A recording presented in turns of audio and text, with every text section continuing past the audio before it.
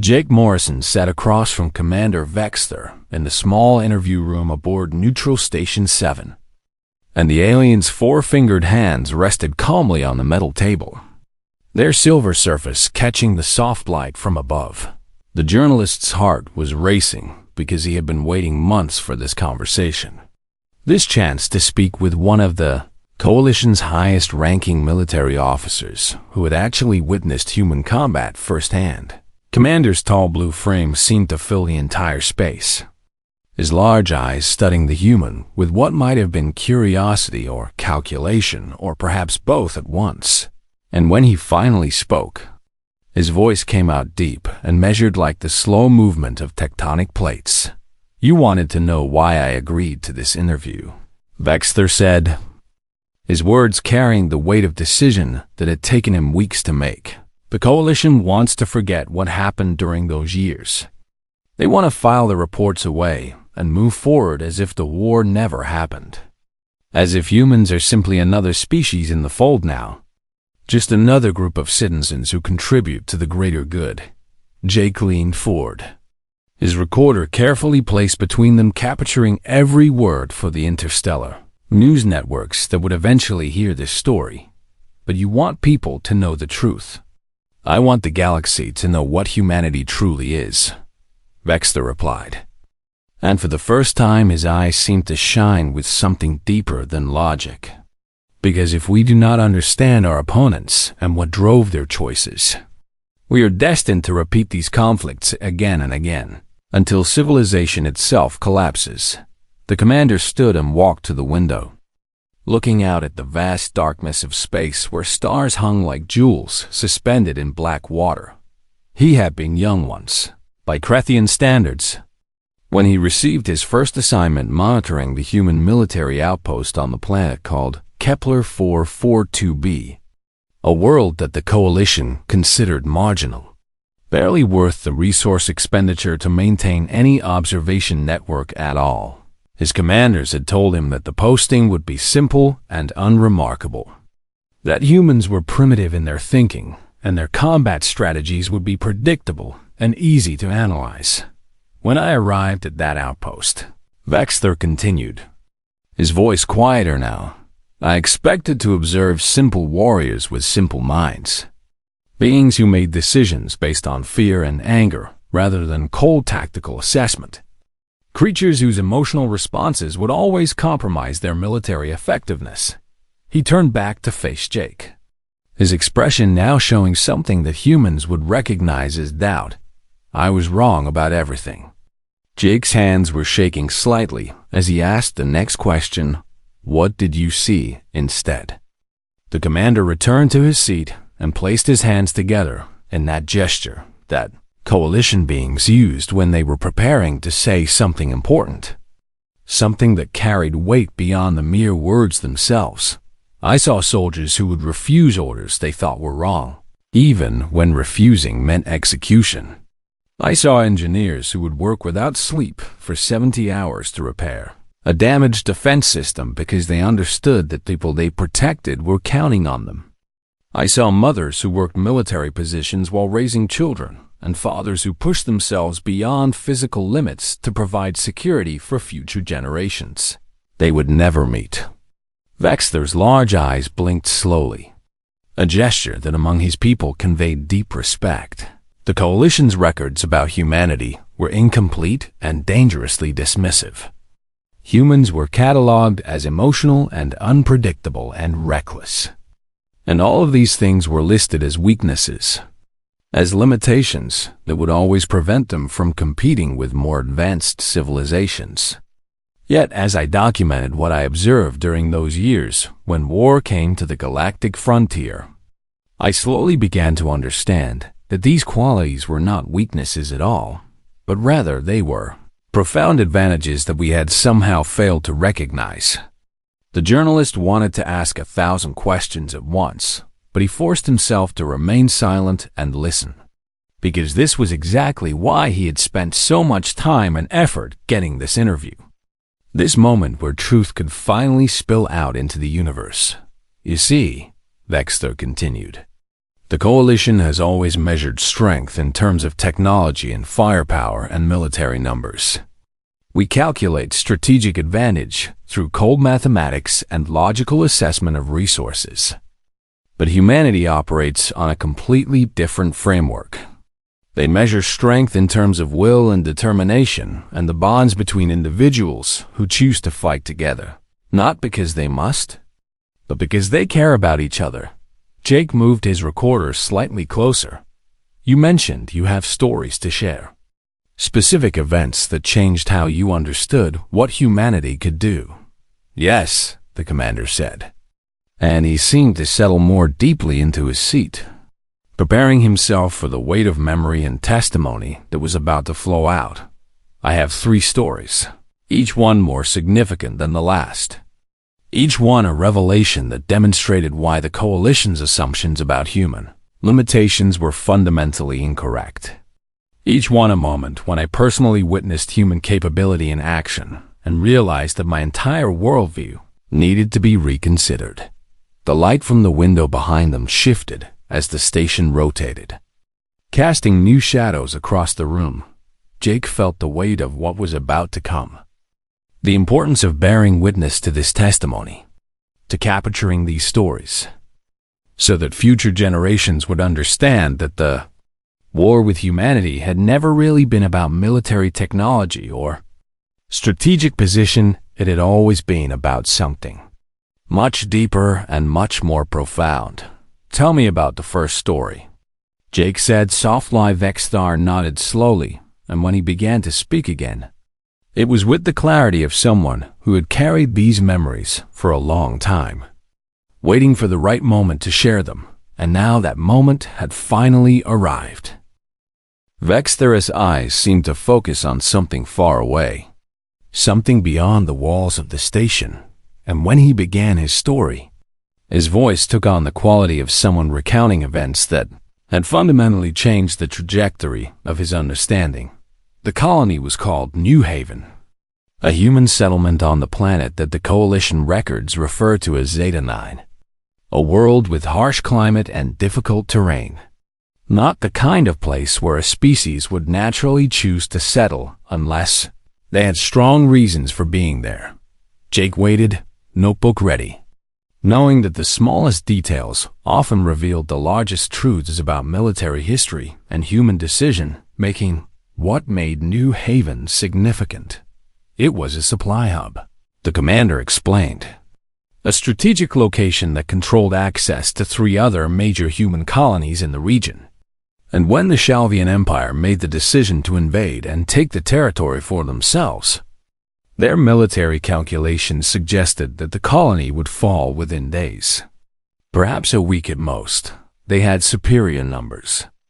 They had superior firepower, and they had the kind of military experience that comes from conquering 100 other worlds.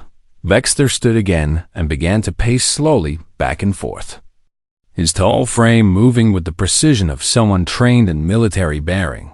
I was positioned to observe this siege, to document how human forces would respond when faced with overwhelming opposition. And I will admit that I expected to see a quick collapse, a brief resistance followed by surrender when the humans realized that their situation was hopeless. The commander stopped pacing and looked directly at Jake, but the humans did not surrender. Instead, they fought, and their commander was a woman named Captain Lisa Chun, a human female in her 47th year of life, who had no special training in strategic warfare that I could find in the Coalition records, who had never commanded anything larger than a small military unit before this assignment. And yet she became the heart of the human resistance. Jake's voice came out as barely more than a whisper. What did she do differently? She refused to accept that their situation was hopeless, Vexthar said, and there was something almost like wonder in his tone. You see, when the Shalvian forces arrived with their massive warships and their weapons of terrible power, and when our Coalition strategists calculated the probable outcome, we all concluded that the colony would fall. Lisa Chun did not agree with this assessment, But her disagreement was not based on any logical counter-argument. Instead, she simply chose to focus on the next objective rather than on inevitable defeat. The commander returned to his seat, and his hands came together again in that gesture of deep respect. When her officers told her that they could not win the siege, she told them that winning was not the goal, surviving was the goal.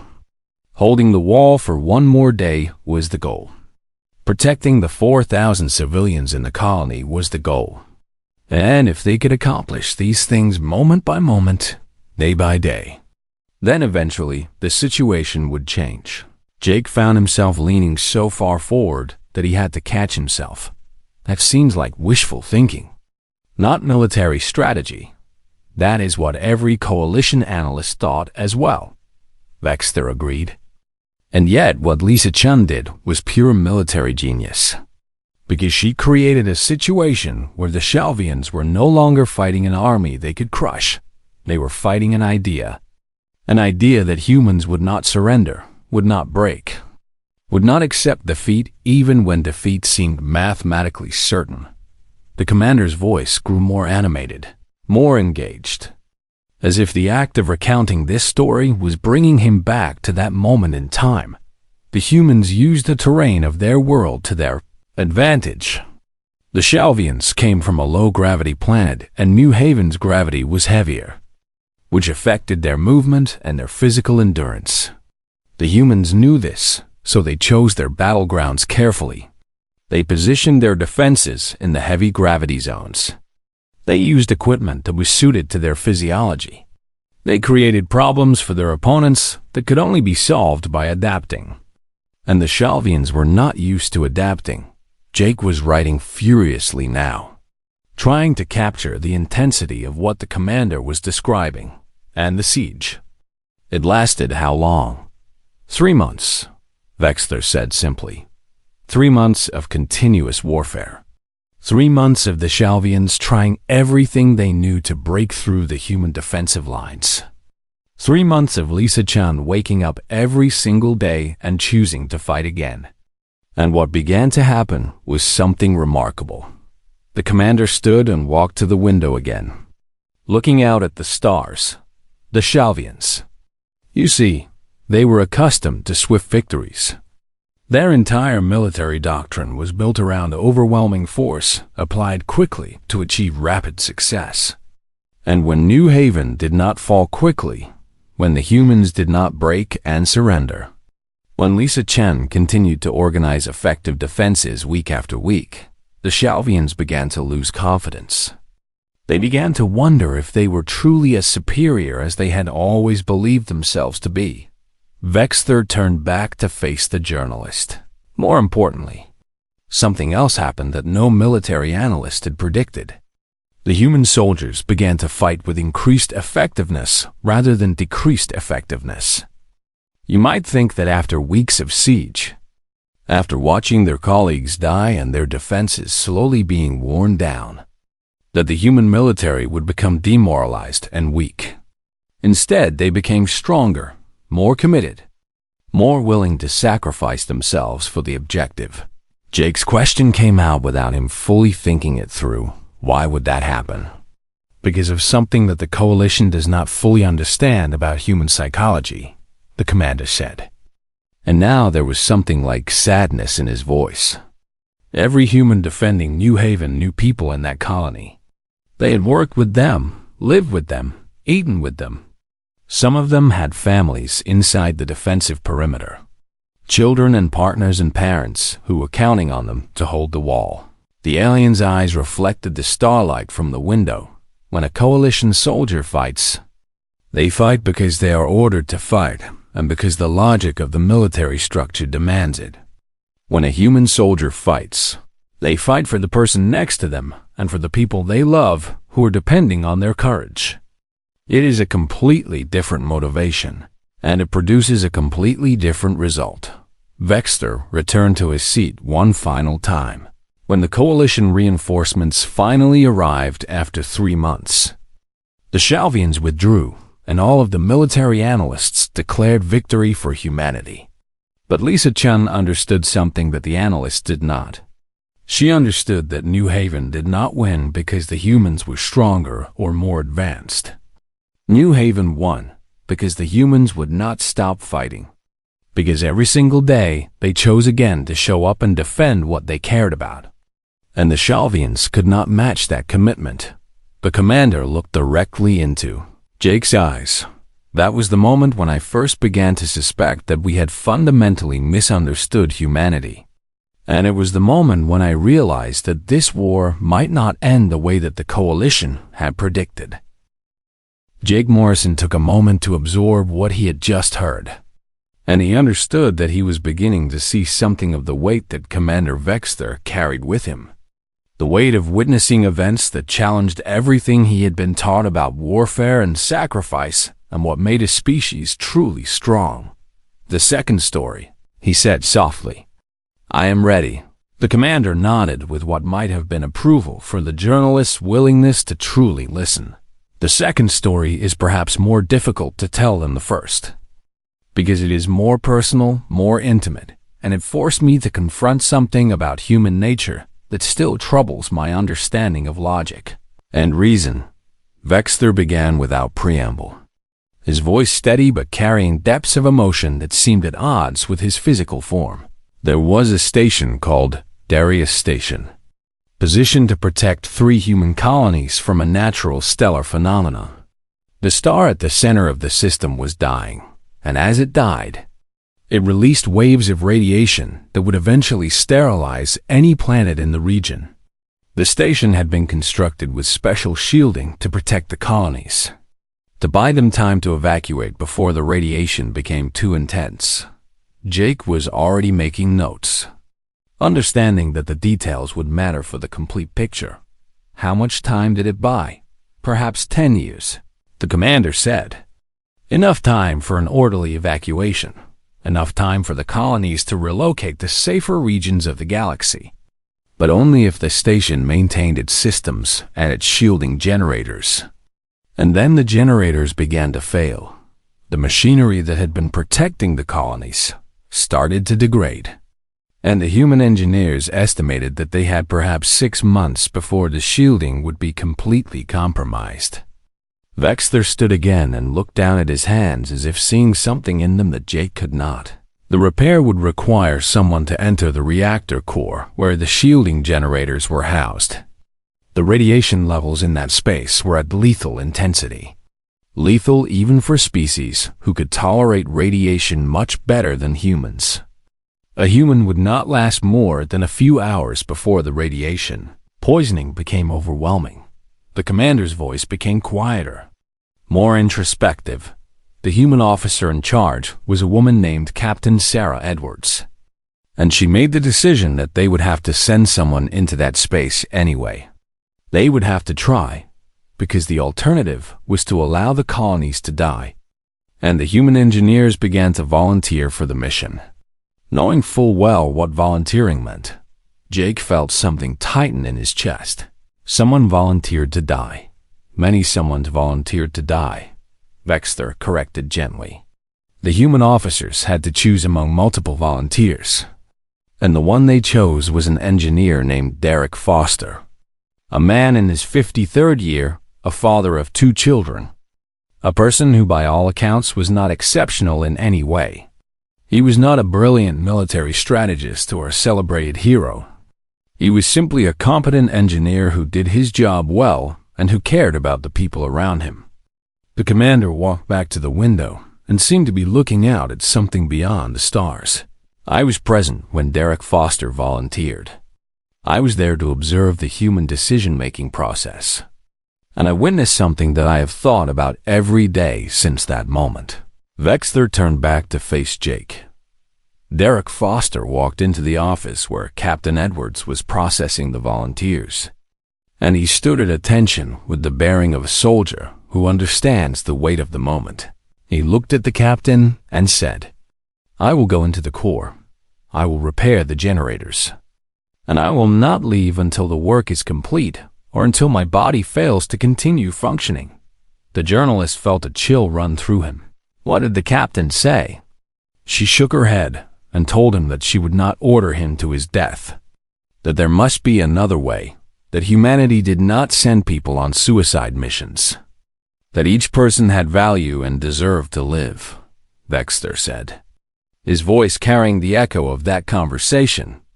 But Derek Foster responded with something that I have thought about constantly since that day. The commander moved his hands in a gesture that conveyed deep emotion. He told the captain that he was not asking for an order. He was making a choice, that he had accepted his own mortality the moment he chose to serve as an engineer in a dangerous outpost. That this was not a new acceptance, but simply an acknowledgement of something he had already decided long before. He told her that his death meant his children would have a home. His death meant thousands of civilians would live. His death meant the colonies would have time to relocate to safety. Jake found that his hands were shaking slightly as he wrote. He understood the mathematics of it then. The calculation. He understood something more important than mathematics, Vexter said, and there was wonder in his voice. He understood that the value of his life was measured not in the duration of its existence, but in the meaning of its choices. His life would be short. His time in the reactor core would be terrible and painful and degrading. But his death would create meaning and possibility for others. The commander returned to his seat and seemed to settle into the memory more deeply. I watched Derek Foster go through the preparation procedures.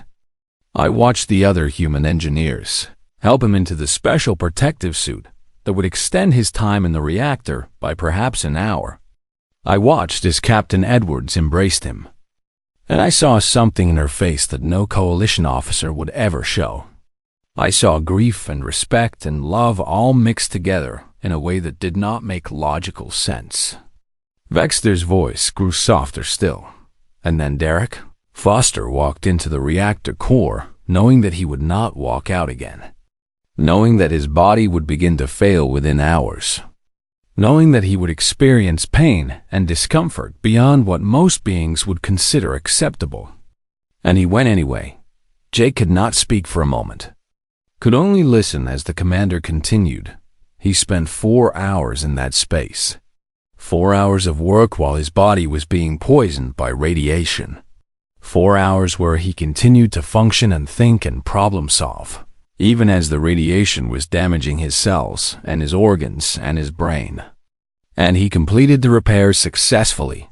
The generators were stabilized, and the station maintained its shielding generators for 2 more years, which gave the colonies time to complete their evacuation. The alien paused and looked at the journalist with eyes that seemed ancient with understanding. After Derek Foster emerged from the reactor core, he had perhaps 24 hours of consciousness remaining. I spoke with him briefly near the end, and he told me something that I have never been able to forget. Jake leaned forward. What did he say? He told me that he was not brave, Vexter said. He told me that he was afraid, that he would have preferred to live, that leaving his children was the hardest thing he had ever had to accept. But he said that this choice gave him peace, that knowing his death had meaning and purpose and would save others made the fear bearable. He said that humans are creatures who can choose to find peace, even in terrible circumstances, if that choice serves something greater than themselves. The commander closed his eyes for a moment. I realized after Derek Foster died that the coalition had been measuring human weakness incorrectly. We thought human emotional bonds and human capacity for sacrifice were obstacles to overcome, obstacles that would make humans irrational and unreliable in conflict. Instead, these qualities were their greatest strength. A species that would die for each other could not be broken. You could not threaten them with destruction because they had already proven that they valued something more than their own survival. Jake Morrison sat back in his chair and let the silence settle between him and the commander. And in that silence, he understood that Vexter was preparing himself for something even more significant, something that went beyond individual stories of courage and moved into the realm of strategic turning points. You said you had 3 stories, Jake said finally, and that the third one was the most important. Vexter opened his eyes and looked at the journalist with an intensity that made Jake feel exposed and observed. The third story is about the moment when the VT feel exposed and observed. The third story is about the moment when the observed. The third story is about the moment when the made coalition realized that we had already lost the war. Not because humans had defeated us in any single battle. Not because human technology had suddenly become superior. But because we had failed to understand the true nature of human capability, and that failure meant our entire strategy was built on false assumptions. The commander stood, and his tall form cast a long shadow across the small interview room. The battle took place at a space station called Kepler's Gate, a position of immense strategic importance that controlled access to 7 different star systems. Whichever faction held that station held dominance over an entire region of space. And the coalition had positioned their largest fleet there.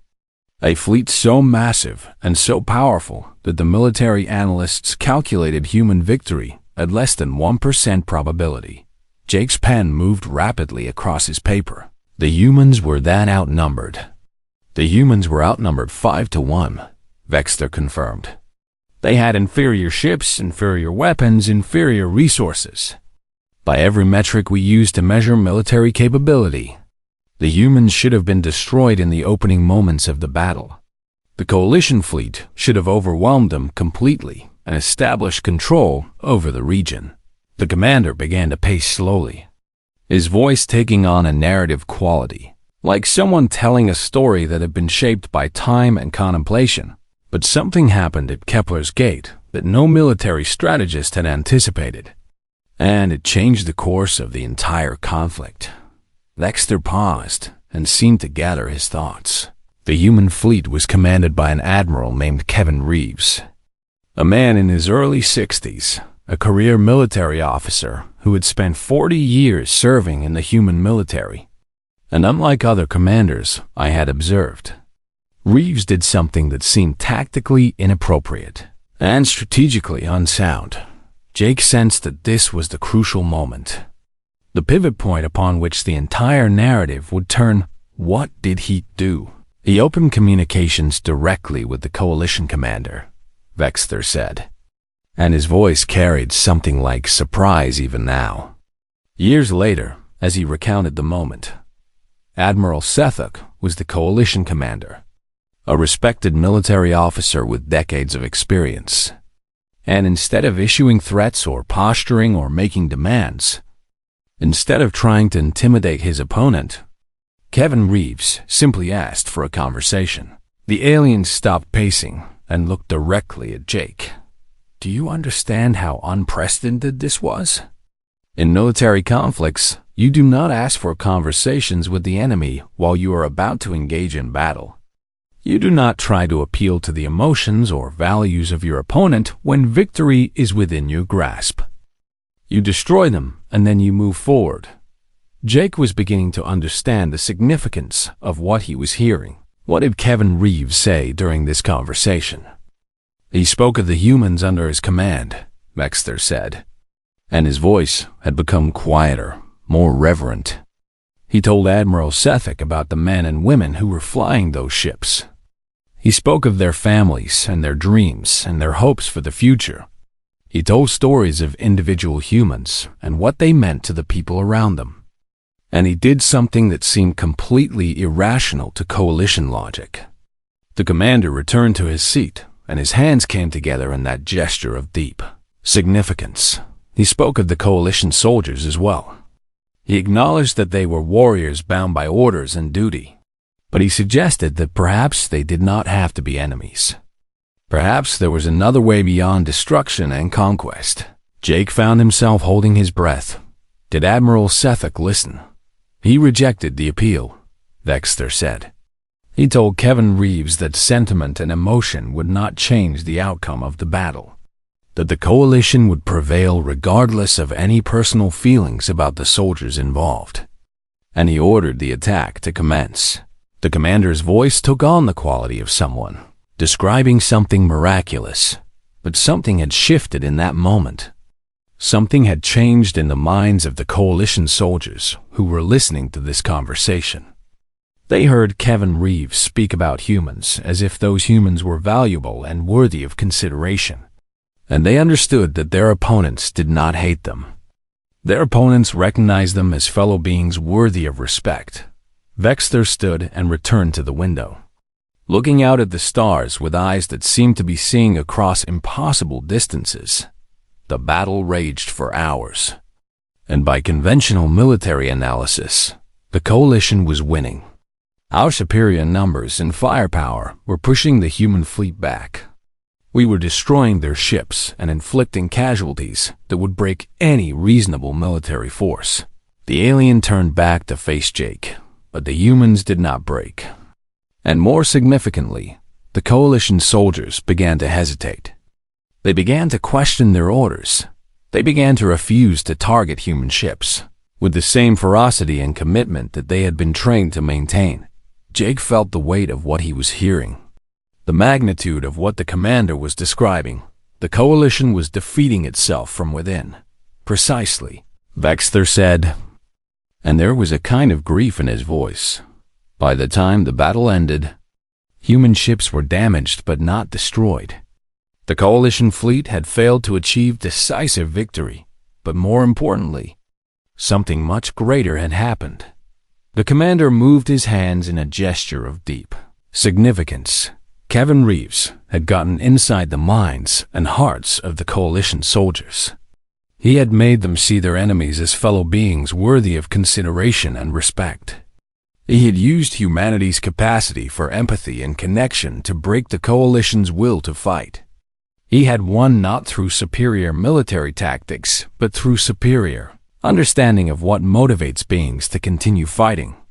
Vexter returned to his seat, and his voice became almost contemplative. Kepler's Gate became the turning point in the war. Not because the humans won tactically, but because the Coalition began to understand that continued conflict served no purpose. That the humans they were fighting were not enemies in any meaningful sense, but rather beings whose values and commitments forced us to reconsider our entire understanding of what was worth fighting for. The alien looked directly into Jake's eyes. The Coalition did not lose that battle because human weapons were superior or because human strategy was more effective. The Coalition lost because they became unwilling to continue fighting. They realized that humans would not be broken by military force, that humans would continue to resist and sacrifice and find meaning in their resistance, regardless of the cost, and that this commitment to their values was worth more to them than survival itself. Jake found that his hands were shaking as he asked the final question. So the Coalition withdrew. Not immediately, Vexter said, but eventually, yes. Negotiations began shortly after Kepler's Gate, and the war that everyone assumed would continue for decades ended within months, because the Coalition finally understood that there was no way to defeat a species that valued principle and sacrifice above survival. Jake Morrison set down his pen and looked at the commander with a sense of awe mixed with something approaching sadness. So the war ended, not because humanity conquered the Coalition, but because they refused to accept that they had been conquered. Vexter nodded slowly, acknowledging both the journalist's understanding and the truth embedded in his observation. You understand the core of it now, Jake. But I want to make sure that the full meaning of these stories reaches beyond your recording into the minds of the beings who will eventually hear them. So let me explain what the Coalition learned and what I wish the entire galaxy would understand about why humans are dangerous in ways that no military strategist can predict or prepare for. The commander stood and walked to the window one final time. And this time, he did not turn back to face Jake, but instead spoke to the darkness of space as if addressing the universe itself. The Coalition was built on logical principles and mathematical assessment of resources. We advance through technology because technology can be measured and improved. We conduct warfare based on strategic calculation because strategy can be analyzed and optimized. We make decisions about civilization and progress based on what produces the greatest good for the greatest number, measured in terms of efficiency and resource allocation.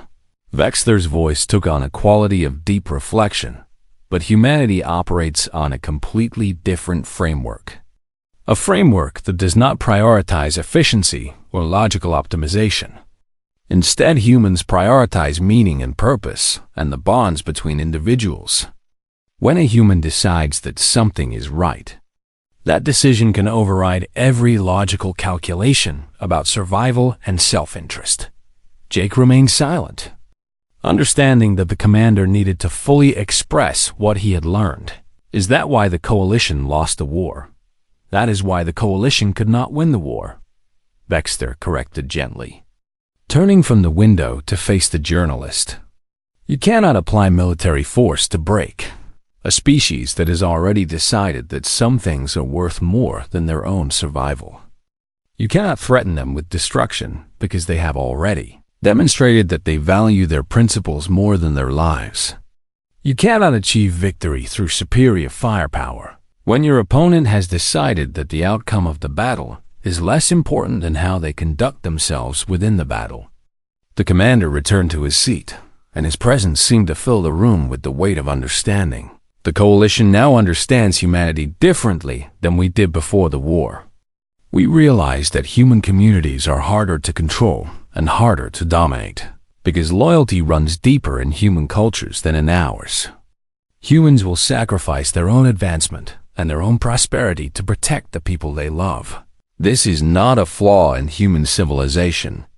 This is the foundation of human civilization. Jake wanted to ask the question that had been building in his mind since the beginning of the interview. Do you fear humanity? The commander paused for a long moment, and Jake understood that this question had been the reason Vexler had agreed to this interview in the first place. This was the question that had driven the alien across the stars to find a journalist and ensure that the truth would be recorded. I do not fear humanity in the way that I fear superior weapons or superior military strategy. Fear is what you feel toward an opponent who can destroy you more efficiently than you can defend yourself. Vexler's large eyes reflected the light from the window in a way that made them seem ancient and knowing. What I feel toward humanity is respect. Respect is what you feel toward an opponent who will sacrifice everything and still smile at you across the negotiation table afterward. Respect is what you feel when you realize that your opponent is driven by values that you do not fully understand, but that you must acknowledge as valid and powerful.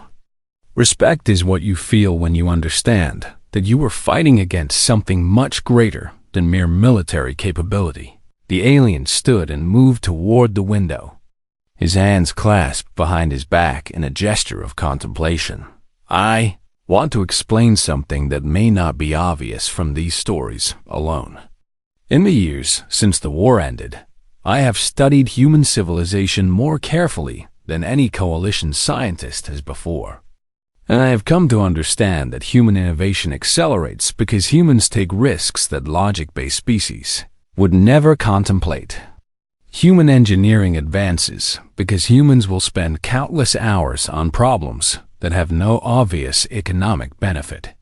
Human art and music and literature exist because humans create things that serve no purpose except to express what it means to be human.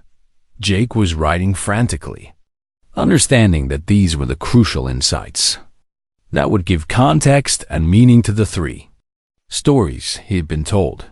You are saying that everything we consider a flaw in human civilization is actually connected to their strength. I am saying that the coalition's model of civilization is fundamentally incomplete, Vexler said, and his voice carried the weight of a realization that had taken years to fully crystallize. We assume that a successful species must prioritize efficiency and logical optimization. But humanity has shown us that a species can be more successful by prioritizing meaning and purpose and the bonds between individuals. A society built on shared values and mutual commitment is more resilient than a society built on logical calculation of resources. The commander turned from the window, and his shadow stretched across the small room. The coalition has begun to change because of humanity. We have begun to understand that there is value in decisions that do not make logical sense, that there is strength in commitments that override self-interest, that there is beauty in sacrifices that serve no military purpose, but only the purpose of affirming that certain things are worth more than survival. Jake asked the question that brought everything together. So humanity won the war through simply being human. Humanity won the war through refusing to stop being human, Vexter said, and for the first time since the interview began. His expression showed something that Jake could clearly identify as a smile. They refused to become something else. They refused to adapt their values to match what the coalition expected of them. They refused to accept that survival was more important than principle. And that refusal changed everything. The commander moved toward the door, indicating that the interview was drawing to a close. I want you to include something important in your report, Jake, something that goes beyond the stories I have told you. Tell the galaxy that the coalition has learned to respect humanity, not because humans defeated us in battle, but because humans showed us that there is a way of being that is stronger than military force, more resilient than technology, more powerful than any weapon we have ever created. Vexter paused at the doorway and turned back one final time. Tell them that the greatest danger humanity poses to the galaxy is not military in nature at all. The greatest danger is that humans will continue to spread their values and their commitment to principle and sacrifice. And eventually every species in the galaxy will begin to understand that the Coalition's way of measuring strength and success is incomplete, and all of civilization will begin to change. The commander looked out the window one last time. The war with humanity was never really a military conflict. It was a collision between two different ways of understanding what makes a civilization worth preserving. And humanity's way has proven to be stronger, more valuable, and more worthy of emulation than we ever imagined possible. Jake Morgan watched as Commander Vexter left the interview room, and he understood that he had just been given the most important testimony of his entire career. Not just a record of military history, but a profound observation about what it truly means to be human. And he began to write with the urgency of someone who understands that their words might change how the galaxy understands the beings who refuse to accept defeat.